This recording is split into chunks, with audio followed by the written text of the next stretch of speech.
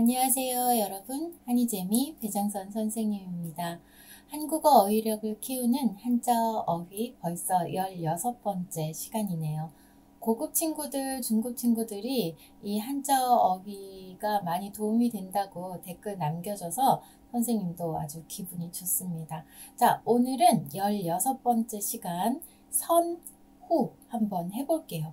지난번에 전하고 후 했습니다. 그렇죠. 전은 앞이라는 뜻이었고 후는 뒤라는 뜻이었는데 선후가 또 있네요. 후는 똑같이 뒤라는 뜻인데 선은 먼저, 우선 이런 뜻을 가집니다. 그래서 전후가 위치나 공간에 대한 이야기가 많다면 선후는 시간에 대한 이야기가 많이 있어요. 자, 단어 한번 보겠습니다. 네, 선 이렇게 써요. 먼저 선이라는 이렇게 얘기합니다. 먼저. 그리고 후는 나중, 뒤라는 뜻이에요. 단어 한번 보겠습니다. 자, 선, 선배, 선임, 선발대. 선배, 후배라는 말 많이 쓰잖아요. 선배는 나보다 먼저 그 일을 한 사람, 나보다 먼저 학교에 들어온 사람, 그러니까 먼저라는 의미를 가지고 있죠. 선임도 마찬가지입니다. 나보다 먼저 그 일을 한 사람이죠. 그래서 회사에서 이 일을 먼저 한 사람 선임에게 내가 일을 배웁니다. 그죠? 선발대는 여행을 가거나 어떤 멀리 길을 떠날 때 제일 먼저 길을 나서는 사람들을 선발대라고 합니다. 그래서 선발대가 오늘 출발하고 후발대는 모레 출발합니다. 이렇게 말하기도 하죠. 자, 후 보면은 후배, 후임, 후발대 똑같이 선배하고 선배, 선임, 선발대 할 때 선 자리에 후가 들어가 있는 말이 똑같이 있습니다. 후배, 후임, 후발대. 후배는 나중에 들어온 사람, 후임은 나중에 그 일을 맡게 된 사람이죠. 그래서 선임한테 잘 배워서 후임들도 일을 잘한다 이렇게 말할 수도 있습니다. 후발대 마찬가지로 나중에 출발하는 사람들, 나중에 출발하는 단체 이렇게 말할 수 있죠. 선배, 선임, 선발대 할 때는 먼저 라는 뜻이고요. 후배, 후임, 후발대 할 때는 나중에, 뒤에 라는 뜻입니다. 다른 단어 보면은요. 선사시대, 선조, 선구자 라고 되어 있는데 선사시대가 역사보다 먼저 있었던 시대. 그래서 글을 기록하기 전에 글자가 없어서 기록할 수 없었던 시대. 그래서 역사시대보다 먼저 있었던 시대를 선사시대라고 합니다. 그리고 선조는 나보다 먼저 있었던 우리 조상들을 선조라고 하죠. 선구자는 먼저 어떤 것을 깨친 사람들입니다. 그래서 선구자들은 다른 사람보다 먼저 많은 것을 깨치고 많은 것을 알게 되고 그래서 다른 사람들을 이끌고 이런 사람들이죠. 선구자. 자, 그러면 후 들어가 있는 단어 볼까요? 후손, 후계자. 네, 선사시대, 후사시대 이렇게 말하지는 않잖아요. 역사시대보다 먼저 있었어요 해서 선사시대라고 말을 하고 선조의 반대말은 후손입니다. 이때 조상님 할 때 조자를 쓰고 손자 할 때 손을 써요. 후손, 뒤에 태어난 사람들. 후계자는 뒤를 잇는 사람이 후계자잖아요. 어떤 기업이나 또는 어떤 기술이나 그런 게 있을 때 그 선생님의 뒤를 이을 사람, 이 회장님의 뒤를 이을 사람을 후계자라고 부릅니다. 그래서 이때 후도 뒤라는 뜻을 가지고 있는 후를 씁니다.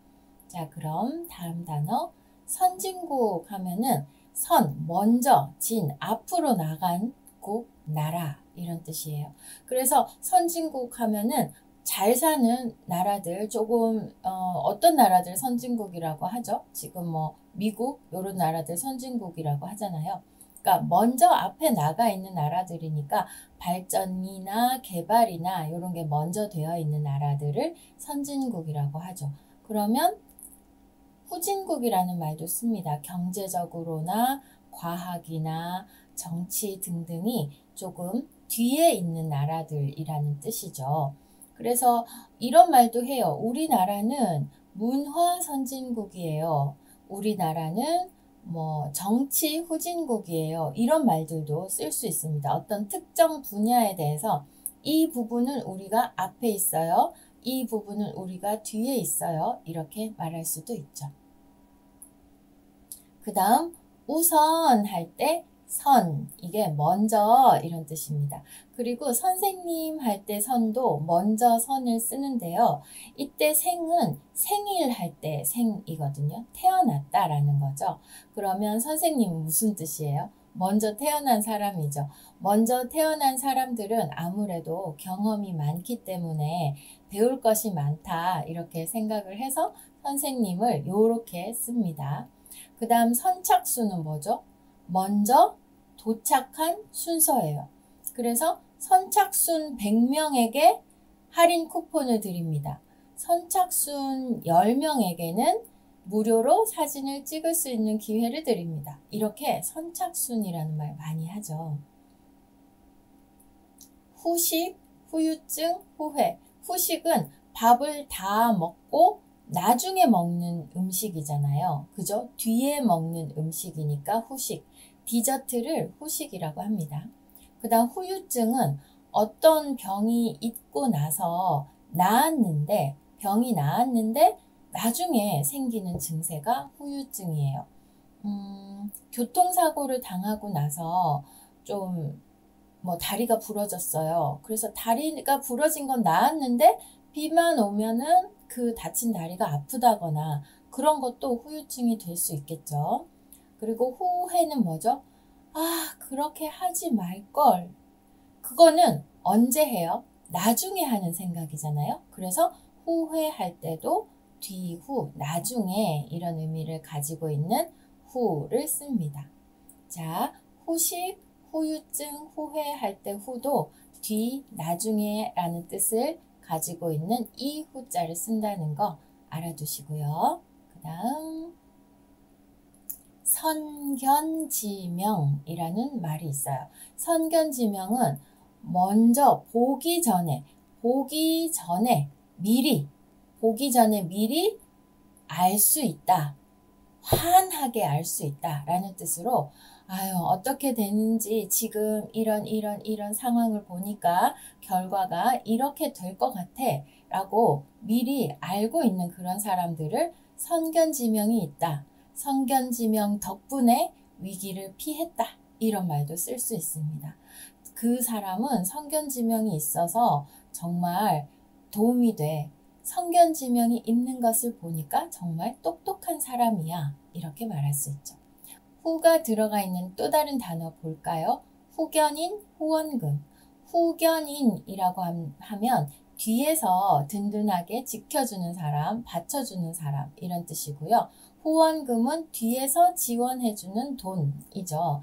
그래서 스포츠 단체나 운동선수들은 후원금, 그리고 정치가들도 후원금 많이 받죠? 네, 후원금. 뒤에서 든든하게 지원해주는 돈이라는 뜻입니다.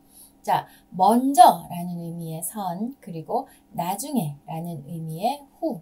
어떤 단어들이 이 먼저라는 의미의 선이 들어가 있고 나중에라는 의미의 후가 들어가 있는지 한번 확인해 보시고요. 여러분은 믿을 수 있는, 그리고 고민이 있을 때 상담할 수 있는 그런 선배가 있나요? 아니면 여러분에게 정말 밥 사주고 싶은 예쁜 후배가 있나요? 선배, 후배를 기준으로 여러분들이 이런 단어들을 많이 생각을 해본다면 오래 기억할 수 있을 것 같습니다. 자, 그럼 오늘은 여기까지 할게요. 여러분, 여러 번 보면서 복습하는 거 진짜 중요합니다. 어휘력은 한국어 실력의 어떤 중요한 한 부분이잖아요. 자, 여러분 오늘도 수고 많았습니다. 다음 시간에 만나요. 안녕. 한이재미 채널에는 재밌는 한국어 영상이 많이 있습니다. 여러분, 영상이 도움이 됐다면 구독, 좋아요, 알림 설정까지 부탁해요. 안녕.